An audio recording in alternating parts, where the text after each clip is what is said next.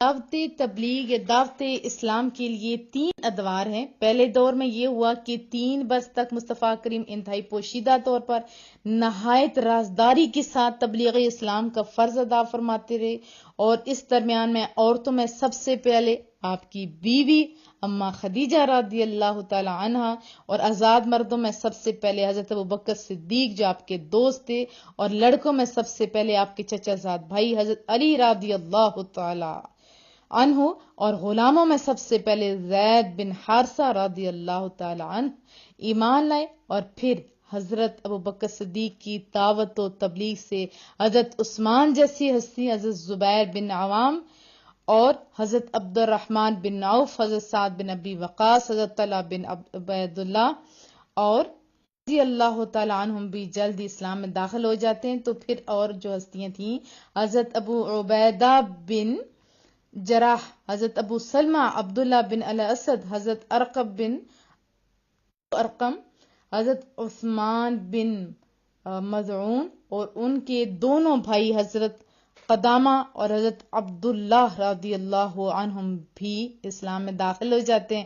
پھر تھوڑا ٹائم گزرتا ہے تو حضرت ابو ذر غفاری، حضرت صہیب رومی، حضرت عبید اللہ بن حارث بن عبد المطلب، سعید بن زید بن عمرو بن نفیل اور ان کی بیوی فاطمہ بن الخطاب، حضرت عمر کی بہن، ان لوگوں نے اسلام قبول کر لیا، اور مصطفیٰ کریم کی چچی حضرت ام الفضل، حضرت عباس بن عبد المطلب کی بیوی اور حضرت اسماء بنت ابو بکر بھی مسلمان ہو گئی۔ ان کے علاوہ دوسرے بہت سارے مردوں اور عورتوں نے بھی اسلام قبول کیا یا اسلام لانے کا شرف حاصل کیا۔ یہاں پہ ایک چیز کی وضاحت کر دوں کہ سب سے پہلے اسلام لانے والے سابقین الاولین کے لقب سے سرفراز ہیں۔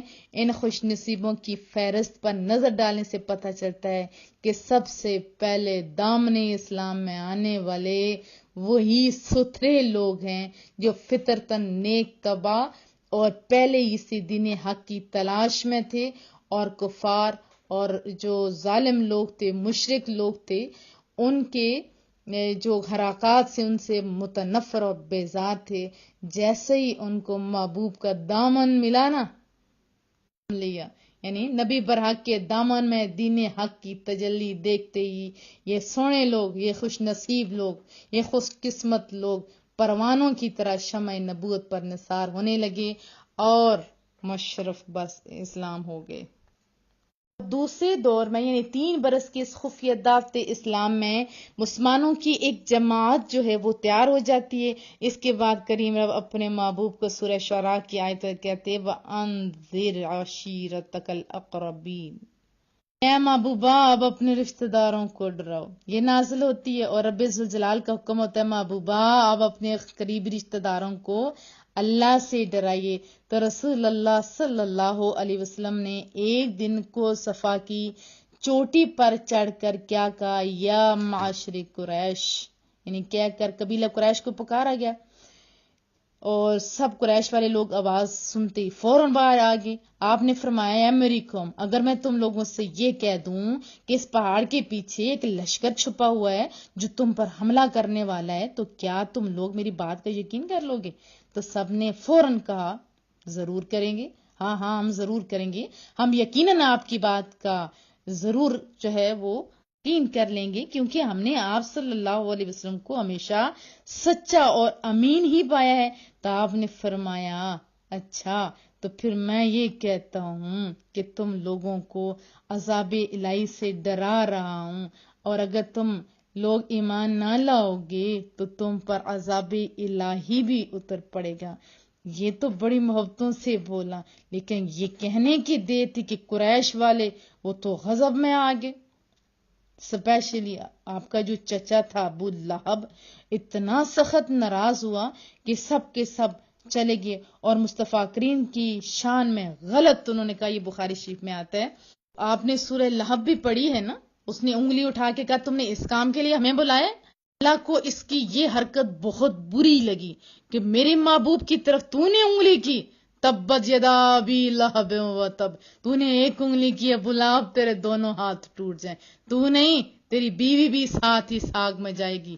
تبت یدا ابی لہب و تب ما اغنی عنہ مالہ وما کسب سیصلی نارا ذات لہب وامرأتہ حمالۃ الحطب فی جیدہا حبل من مسد. پورے سورہ مبارکہ نازل کر دی.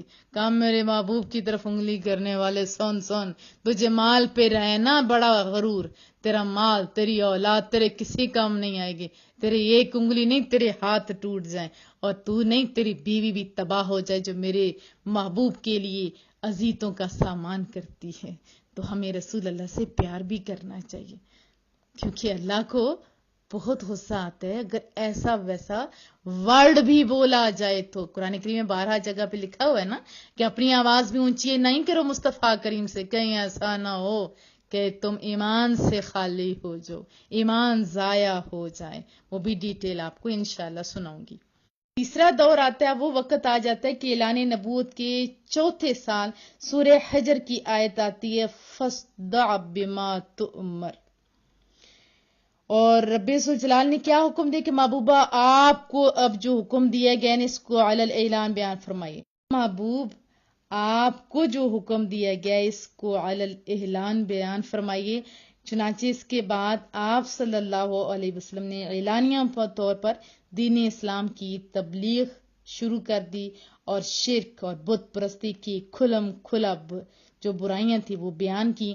اور تمام قریش، بلکہ تمام اہل مکہ، بلکہ پورا عرب آپ کا فوراً دشمن ہو جاتا ہے، مخالف ہو جاتا ہے، اور مسلمانوں کو اتنی ایذا رسانیاں دیتا ہے کہ وہ آپ جانتے بھی ہیں اور کچھ واقعات میں آپ کو سناؤں گی.